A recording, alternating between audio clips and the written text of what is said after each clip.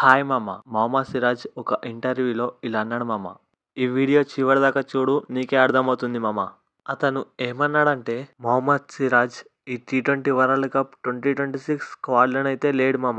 ఫిబ్రవరి 5 date వరకు అతను స్క్వాడ్లోనే లేడు మామ. సౌత్ ఆఫ్రికాతో జరిగిన వార్మప్ మ్యాచ్లో హర్షిత్ రాణాకు ఇంజరీ అవ్వడం, అతని ప్లేస్లో మొహమ్మద్ సిరాజ్ స్క్వాడ్లోకి రావడం జరిగింది మామ. మన మియాబాయ్ అయితే స్క్వాడ్లో లేనని చెప్పేసి ట్రిప్కు ప్లాన్ వేసుకున్నాడు మామ. జర్మనీకి పోయి అక్కడ స్పెయిన్లో ఫుట్బాల్ మ్యాచ్ చూద్దామని అనుకున్నాడు మామ మొహమ్మద్ సిరాజ్.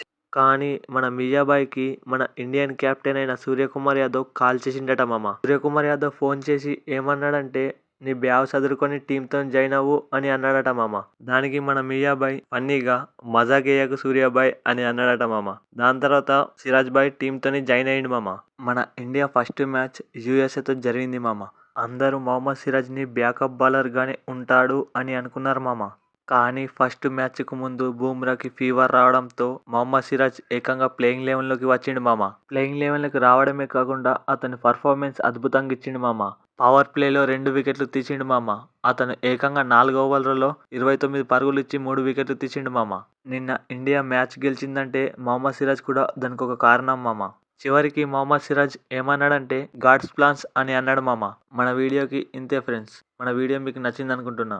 మన వీడియో నచ్చితే లైక్ చేసి సబ్స్క్రైబ్ చేయండి మామ.